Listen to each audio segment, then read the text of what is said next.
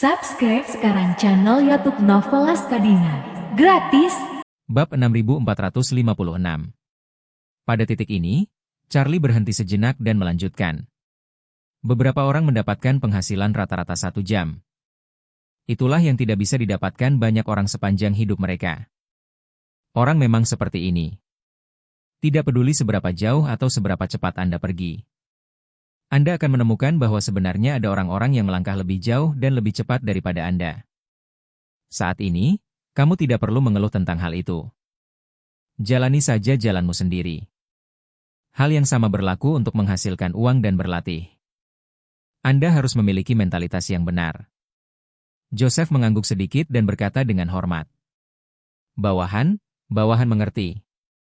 Charlie tersenyum acuh tak acuh dan berkata kepada Joseph. Oke, cepat kirim orang-orang satu persatu. 2 hari lagi, aku akan memberi Victoria kejutan besar. Tak lama kemudian, kendaraan-kendaraan yang memuat keluarga para korban meninggal dan air minum meninggalkan Duke Mining satu demi satu. Joseph tidak pergi dengan mobil itu. Namun, ia meminta Luster untuk mengumpulkan sekelompok pengawal kavaleri. Dia berbalik dan merekam video 360 derajat dari setiap orang. Setelah rombongan pertama konvoi logistik tiba di pabrik makanan, mereka segera kembali dengan truk kosong untuk mengambil alih rombongan kedua. Menjelang subuh, mereka telah mengangkut semua keluarga prajurit yang gugur ke pabrik makanan. Untuk menghindari terdeteksi oleh satelit, semua operasi transfer dihentikan sebelum fajar. Duncan meminta semua kendaraan logistik untuk meninggalkan pabrik makanan sebelum fajar menyingsing. Kemudian, semua orang di pabrik makanan tersebut dilarang meninggalkan area pabrik. Para prajurit yang gugur ini dan keluarga mereka telah lama dilatih untuk memiliki disiplin dan kepatuhan yang sangat tinggi oleh sarang prajurit. Meskipun semua orang sangat gembira karena mereka telah lolos dari kematian, mereka tetap mengikuti persyaratan Duncan secara harfiah. Pabrik makanan itu sepi di siang hari. Meskipun ribuan orang agak berdesakan di sini, ketertiban terjaga dengan sangat baik. Sekalipun Anda melewati pintu itu, Anda tidak akan menyadari bahwa ada ribuan orang yang berkerumun di sini. Untuk meminimalkan kesadaran dunia luar, Duncan juga membangun ruangan di dalam ruangan dengan insulasi suara yang baik di pabrik tersebut. Bayi-bayi di bawah usia 2 tahun tinggal di sini bersama ibu mereka untuk memastikan bahwa tangisan bayi yang sesekali terdengar tidak akan terdengar di luar pabrik makanan. Demi alasan keamanan, makanan yang diberikan Duncan kepada semua prajurit yang gugur dan keluarga mereka pada dasarnya adalah makanan instan. Pabrik makanan itu sendiri memiliki persediaan sarden kalengan dalam jumlah besar. Duncan juga menyiapkan roti, biskuit, daging merah kalengan, dan sayuran segar yang tidak perlu dipanaskan dan dimasak terlebih dahulu. Dengan cara ini, tidak perlu membuat keributan besar agar ribuan orang bisa makan. Makanan dan air minum dibagikan kepada setiap orang dalam jumlah yang tetap. Tersedia juga kantong tertutup untuk sampah. Setelah makan, semua orang dengan sadar memasukkan semua sampah ke dalam kantong tertutup rapat. Kemudian, orang yang bertanggung jawab atas setiap kelompok mengumpulkan dan meringkasnya. Sampah rumah tangga yang dihasilkan pada siang hari akan dimuat ke dalam kendaraan logistik setelah malam tiba. Dalam perjalanan menuju Duke Mining, terdapat tempat pembuangan sampah. Para prajurit front bencana diam-diam membuang sampah ke tempat pembuangan akhir di perjalanan. Lalu bakar dan kubur bersama sejumlah besar sampah di tempat pembuangan akhir. Agar prosesnya berjalan lancar, kilang tersebut telah memproduksi fosfat yang perlu dikirim pada hari terakhir, tepatnya pada malam hari kedua sebelumnya. Kemudian, seluruh anggota garda kavaleri yang bertanggung jawab atas produksi di batalion kedua dievakuasi. Seluruh keluarga dari pengawal kavaleri. Begitu pula sebagian besar pasukan kavaleri pengawal, yang dievakuasi sebelum fajar. Waktu juga telah memasuki hari terakhir dari rencana tersebut. Saat ini, selain Charlie, Joseph dan Ria, orang-orang yang tinggal di Duke Mining adalah tim transportasi dari batalion ketiga. Para pengawal kavaleri dari batalion ketiga sedang memuat muatan terakhir fosfat ke dalam gerbong-gerbong kosong. Menunggu kereta tiba di sore hari untuk mengangkutnya. Untuk mencegah dunia luar menyadari kelainan tersebut, batalion pertama juga meninggalkan puluhan pasukan kavaleri pengawal yang bertugas di area pertambangan untuk terus bekerja di wilayah tersebut. Lagi pula, akan agak tidak normal jika area pertambangan sebesar itu berhenti menambang di siang hari. Pada siang hari, Luster menerima telepon, dan kemudian segera datang untuk melapor kepada Charlie. Pak Wade, orang-orang dari More Trade baru saja menghubungi saya. Mereka akan datang untuk menjemput gelombang pertama anggota untuk penggantian besar-besaran pada pukul 12 malam dan meminta saya untuk bersiap-siap. Charlie mengangguk dan bertanya kepadanya. Apakah Anda sudah memastikan jam berapa kereta api nasional Maroko akan tiba? Luster menjawab, kereta api nasional akan tiba sekitar pukul 4. Dan barang-barang telah dimuat. Setelah itu, Luster bertanya kepada Charlie. Ngomong-ngomong, Tuan Wade, kapan kita akan mundur? Charlie berkata, setelah gelap, Anda harus segera mengatur agar semua kendaraan teknik berkumpul di gedung kantor ini. Minyak yang tersimpan di tangki minyak bawah tanah akan dipompa keluar setengahnya dan dituangkan ke dalam sumur. Dan separuh lainnya akan dipompa ke semua gedung. Berapa lama waktu yang dibutuhkan untuk menyelesaikan semua ini? Luster berpikir sejenak dan berkata, paling lama 2 jam. Oke. Charlie mengangguk dan berkata, kalian langsung pergi setelah selesai. Aku akan tetap di sini dan menunggu orang-orang dari Mortray tiba sebelum menyalakan api. Luster bertanya, Tuan Wade, bukankah terlalu berisiko bagi Anda untuk tinggal di sini? Kenapa kita tidak membakar tempat ini saja jam 10? Lalu evakuasi bersama? Bagaimana menurutmu? Charlie berkata, meskipun hasilnya sama.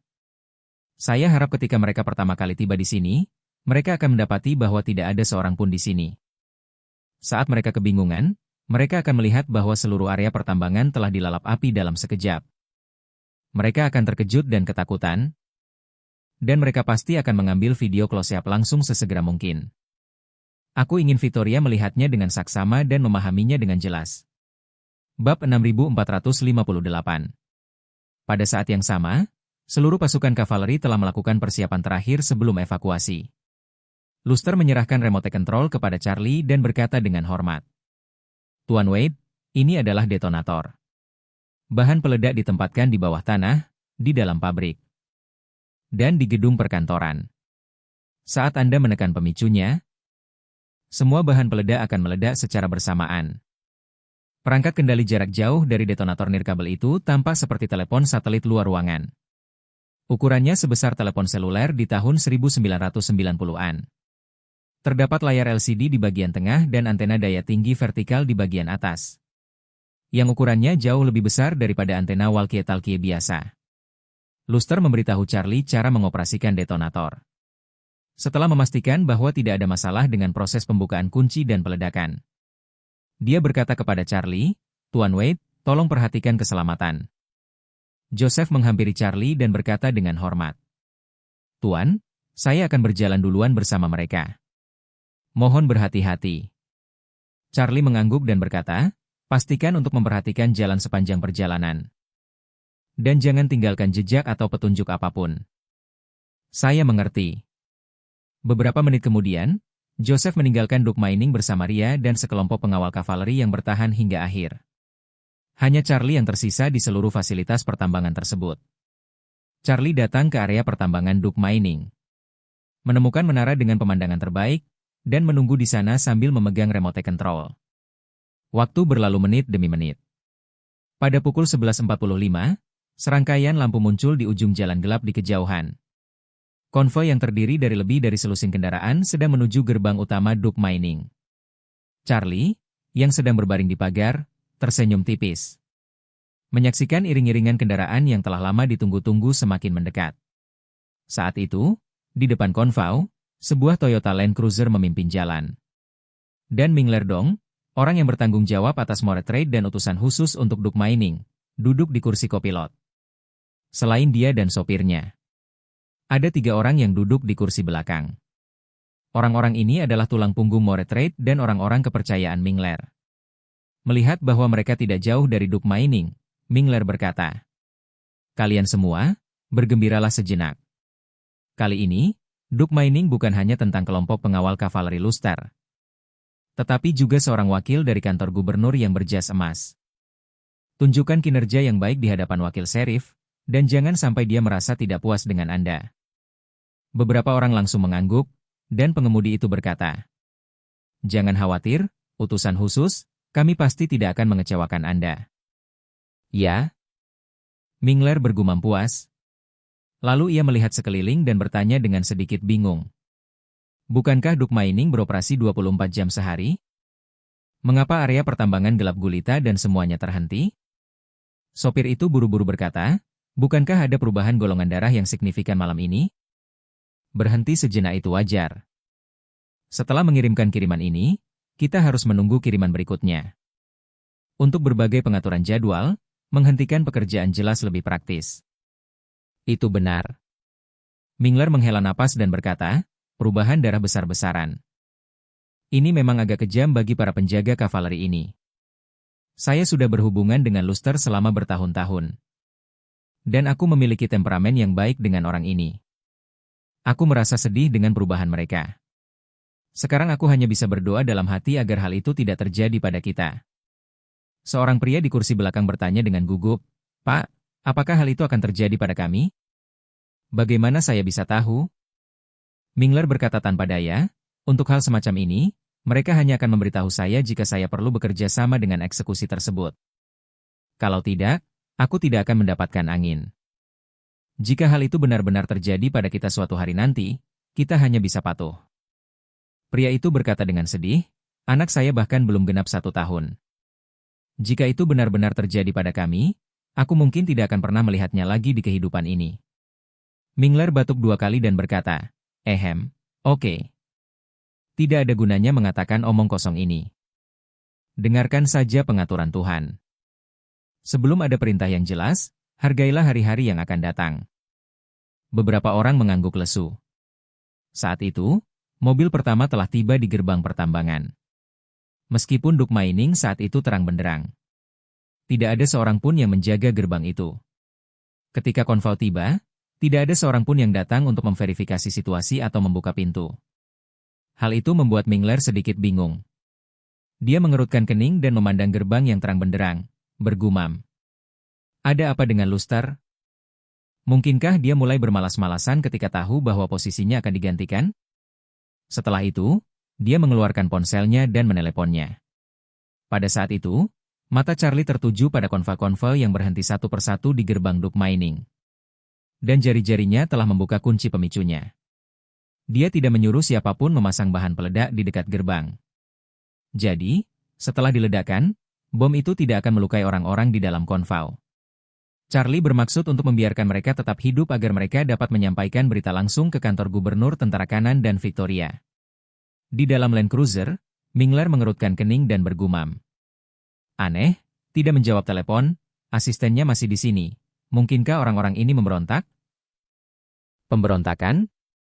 Pengemudi itu tak kuasa menahan diri untuk berkata, tanpa penawarnya. Apa gunanya pemberontakan? Setelah pemberontakan, mereka dan keluarga mereka akan mati dalam waktu seminggu tanpa ada yang mengirim orang untuk menghabisi mereka. Itu benar. Mingler terus mendesahkan giginya, mengeluarkan suara tutut, bergumam. Apa yang sedang terjadi? Setelah selesai berbicara, dia menundukkan kepala dan tiba-tiba merasa bahwa bagian depannya terang benderang seperti siang hari. Tanpa sadar semua orang mendongak dan melihat api besar tiba-tiba berkobar dari dalam tambang. Mingler berteriak tanpa sadar. Ya Tuhan! Mundur cepat! Sebelum dia selesai berbicara, ledakan dan gelombang kejutnya datang bersamaan. Gelombang ledakan yang sangat besar langsung merobohkan dinding tambang tersebut. Ledakan itu mengguncang seluruh kendaraan dengan hebat, bahkan kaca depan mobil pun pecah akibat gelombang ledakan. Mingler tidak peduli dengan luka di wajahnya yang disebabkan oleh pecahan kaca. Lalu dengan cepat mendorong pintu dan keluar dari mobil. Melihat bahwa seluruh Duk Mining telah dilalap kobaran api. Dia terkejut dan berdiri di sana. Pada saat itu, gedung perkantoran yang diledakkan tersebut langsung runtuh dan dilalap api dalam sekejap. Mingler dengan cepat mengulurkan tangannya untuk menutupi puing-puing yang berterbangan di kejauhan. Lalu berteriak ke arah mobil. Cepat, ekspor video di dashcam dan kirimkan ke saya. Saya akan melapor kepada atasan sekarang. Bab 6459. Pabrik besar itu tiba-tiba meledak dan terbakar di depannya. Dan seluruhnya dilalap api. Meskipun Mingler terkejut, ia juga tahu dalam hatinya bahwa hal sebesar itu harus dilaporkan kepada atasan sesegera mungkin. Pada saat itu, mesin-mesin berat juga mulai meledak dan terbakar terus-menerus. Dan beberapa bahkan melemparkan tangki bahan bakar yang terbakar dan bagian-bagian mekanis ke langit. Seluruh area Duke Mining seperti pertunjukan kembang api raksasa. Ledakan dahsyat terus berlanjut. Mingler mengambil foto sambil menghindari berbagai puing yang berjatuhan dari langit. Lalu ia segera menghubungi atasannya. Seorang Tongzi yang bertanggung jawab atas semua utusan yang tinggal di sana. Tongzi sedang menjaga piring pertukaran di kantor gubernur malam ini. Di layar besar di depannya, beberapa garnisun kantor gubernur tentara kanan ditandai di peta. Disajikan dalam bentuk titik terang. Di atas setiap titik terang, terdapat dua lengkungan. Masing-masing terhubung ke titik terang yang berbeda lainnya. Salah satunya ditandai dengan panah yang mengarah keluar. Dan yang satunya lagi ditandai dengan panah ke dalam. Panah yang mengarah keluar menunjukkan tujuan kelompok pertama pengawal kavaleri yang akan digantikan dari garnisun ini. Dan panah yang mengarah ke dalam mewakili titik keberangkatan kelompok pertama pengawal kavaleri yang akan digantikan dari garnisun ini. Karena garnisun kantor gubernur Angkatan Darat Kanan semuanya berada di Eropa dan Afrika. Dan perbedaan waktunya tidak terlalu besar. Gelombang pertama pertukaran akan diselesaikan dalam 6 jam ke depan. Dan tugas terpentingnya saat ini adalah memastikan bahwa gelombang pertama pertukaran diselesaikan tepat waktu dan lancar. Saat ia sedang menunggu para utusan melaporkan bahwa kelompok pertama peserta pertukaran sudah siap berangkat, Mingler menelepon. Ketika dia menerima telepon dari Mingler saat itu, dia merasa sedikit gelisah, karena menurut waktu yang telah disepakati. Semua garnisun akan mulai 10 menit kemudian, yaitu tengah malam waktu Maroko. Saat ini, gelombang pertama pasukan kavaleri pengawal dari berbagai tempat belum berangkat. Jadi mengapa utusan Maroko menelepon? Meskipun gugup, dia langsung menjawab telepon dan bertanya. Ada apa sih sampai kamu meneleponku sekarang? Mingler menghindari puing-puing ledakan dan berteriak. Sesuatu yang besar telah terjadi, Tuan Tongzi. Duke Mining. Duke Mining telah meledak menjadi lautan api. Apa? Tongzi tiba-tiba merasa seolah-olah dia telah jatuh ke dalam ruang bawah tanah yang membeku. Dia melompat dari kursinya dan berteriak. Apa yang terjadi? Apakah ada kecelakaan keselamatan? Tidak. Mingler memandang kobaran api di depannya dan bergumam. Ini sepertinya bukan kecelakaan. Semuanya hangus terbakar. Gedung perkantoran, kilang minyak, gudang, asrama, oh ya. Gedung perkantoran itu tampaknya telah runtuh. Sial. Tongzi berkata dengan panik. Mungkinkah ini sama dengan Siprus? Mingler adalah utusan khusus untuk Maroko. Meskipun dia telah mendengar tentang apa yang terjadi di Siprus. Sebagian besar berasal dari berita luar. Dia tidak mengetahui situasi spesifiknya. Jadi, dia tidak berani menjawab dengan santai saat ini.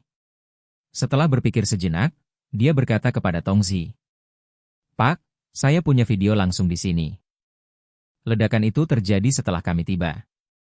Catatan riwayat mengemudi di dalam mobil harus sangat jelas. Saya akan mengekspornya dan mengirimkannya kepada Anda. Tongzi buru-buru berkata, cepat. Kirimkan kepadaku. Mingler langsung berkata. Baik, Pak, mohon tunggu. Setelah itu, dia buru-buru berkata. Ngomong-ngomong, Pak, saya rasa musuh kemungkinan sedang mengawasi dari dekat sini. Haruskah saya mengevakuasi orang-orang terlebih dahulu? Tongzi tiba-tiba berkata. Tetaplah di tempatmu dan tunggu aku bertanya kepada Panglima tertinggi. Setelah Tongzi selesai berbicara, dia langsung menutup telepon. Mingler tidak bisa berkata apa-apa saat itu. Dia sangat memahami situasi Duke Mining. Ada lebih dari 10.000 orang termasuk pengawal kavaleri. Para pengawal kematian dan kerabat mereka. Bab 6460. Karena pihak lain dapat menghancurkan seluruh Duke Mining. Beberapa orang yang dibawanya tidak cukup. Sekarang dia pasti sudah terbongkar.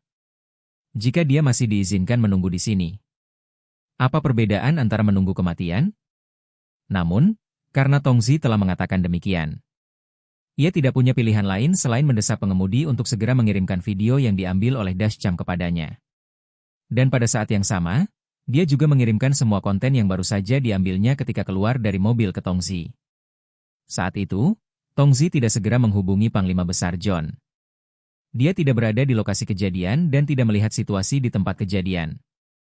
dia tidak berani melaporkannya begitu saja. Dia harus menunggu sampai melihat situasi di tempat kejadian sebelum melapor kepada John. Tak lama kemudian, 2 video kejadian tersebut dikirim ke ponselnya. Saat melihat video itu, dia sudah merasa sangat gelisah. Dia tidak pernah menyangka bahwa adegan di Duke Mining akan begitu tragis. Dilihat dari tingkat kerusakannya, seluruh area Duke Mining telah hancur total. Kehilangan seorang prajurit yang gugur di suatu pos sudah merupakan kerugian yang sangat besar. Kuncinya adalah apakah para penjaga kavaleri dan tentara yang tewas itu telah menghilang seperti stasiun di Siprus. Jadi, dia tidak berani menunda sedetik pun dan segera menelepon John. Saat itu, John masih menderita di ladang minyak di Nigeria. Saat ia sedang berbaring di tempat tidur sambil gelisah, telepon selulernya tiba-tiba berdering. John mengangkat telepon dan melihat bahwa itu adalah San Tongzi. Salah satu dari 2 Tongzi di kantor gubernur tentara kanan. Dia menjawab panggilan itu dan bertanya langsung kepadanya. "Tongzi-san, ada apa menelepon selarut ini?" San Tongzi berkata di ujung telepon dengan suara yang hampir menangis. "Panglima besar, ini gawat. Sesuatu yang besar telah terjadi." Jantung John berdebar kencang dan dia tiba-tiba duduk tegak, bertanya tanpa sadar. Apakah sesuatu yang besar telah terjadi? Peristiwa besar apa yang telah terjadi? Di mana peristiwa itu terjadi? San Tongzi buru-buru berkata. Sesuatu yang besar telah terjadi di Duke Mining di Maroko. Saya rasa situasinya mungkin sama seperti di Siprus. Apa?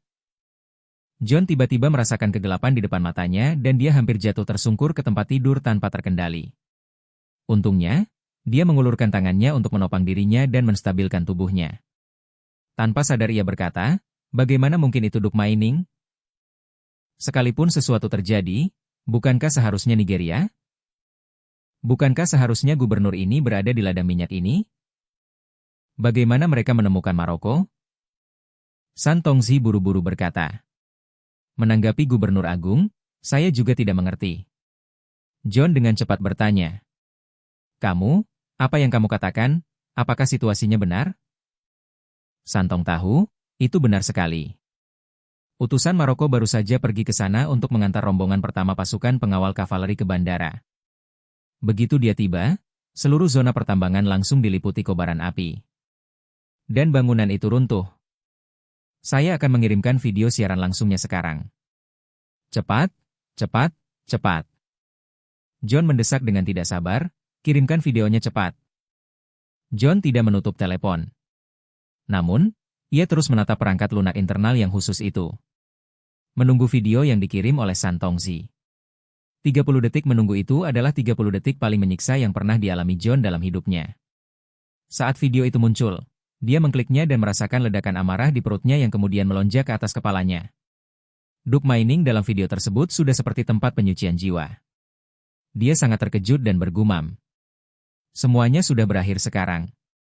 Pria misterius itu pasti telah membaca pikiran Tuhan dan tahu bahwa dia telah memasang jebakan di sini.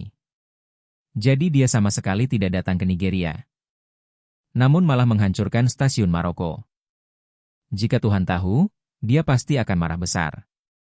Aku tidak tahu apakah dia akan menyalahkanku karena tidak melakukan pekerjaanku dengan baik. Saat sedang berbicara, dia tiba-tiba terbangun dengan kaget dan tanpa sadar berteriak kepada San Tongzi. Oh tidak! Ria ada di Duke Mining.